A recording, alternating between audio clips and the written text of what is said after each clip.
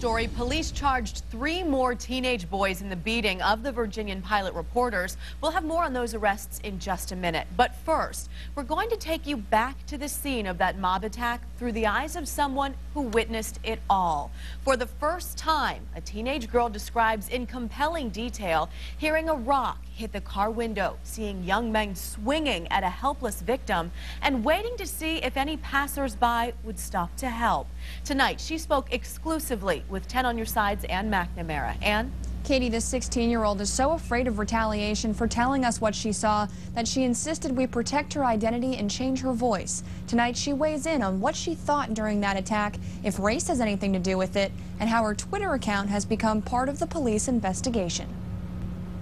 We don't know what it hit. It was just thud, turn around, whoa. This 16-year-old says she and her friends were walking home from a house party that let out near the intersection of Church and Brambleton when they heard a rock hit the window of the car at the stoplight. We saw a man standing in front of the car, and then there was just like a bunch of people ran over there, and there was a lot of hands swinging, and we didn't know what was going on. She was standing at a gas station about 100 feet from the vehicle when she says she saw 3 or 4 black teenage boys punching the white male driver as he tried to get away. The car started moving with the door was still kind of open, and there was still somebody like swinging, and they were trying to, I guess, get him out the car.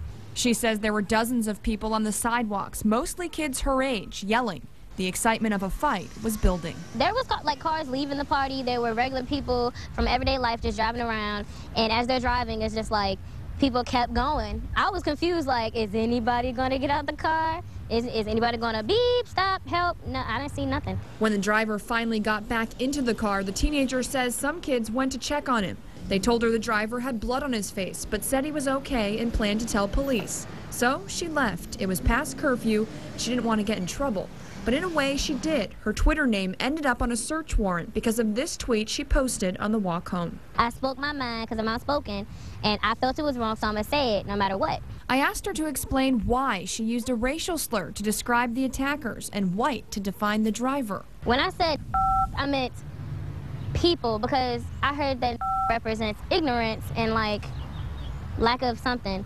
I shouldn't have said it the way I did, but I meant it in a way like I should have said ignorant people who beat up white people. You should have known what they're going to see it as, whether it was a random car or if you did choose to go after white people. I asked her if she thinks the boy threw the rock at the car because the driver was white.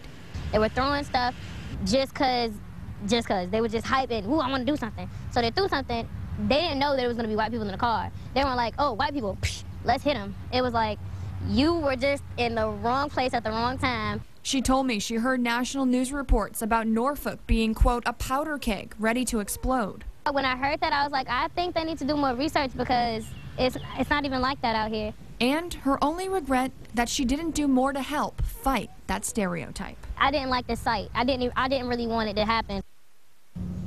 Police are looking at 4 Twitter accounts. They have search warrants for all of them. 2 of the accounts have been taken down. One belongs to the girl you just saw. The last one belongs to a 20-year-old man, and I've spoken with him at length. He's denied our interview request, but both of those owners tell me they were not contacted by police. They did not know their Twitter names were on a search warrant.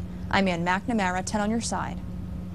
And now to those new arrests. Police charged 3 teenage boys with simple assault by mob and participation in a riot. 2 of the boys are 16, the other is 14. Now, you may remember police arrested a 16-year-old boy earlier this month, bringing the total number of arrests to 4. The 3 teens arrested today have been released to their guardians until their first court date, which is scheduled for tomorrow. Now, there are still some unresolved issues related to this case we're working to find the answers to, like what motivated the attack? Why do police say it was not racially motivated? Will there be more arrests, or is this it? And when will police consider their investigation, quote, complete, so we can hear the 911 calls?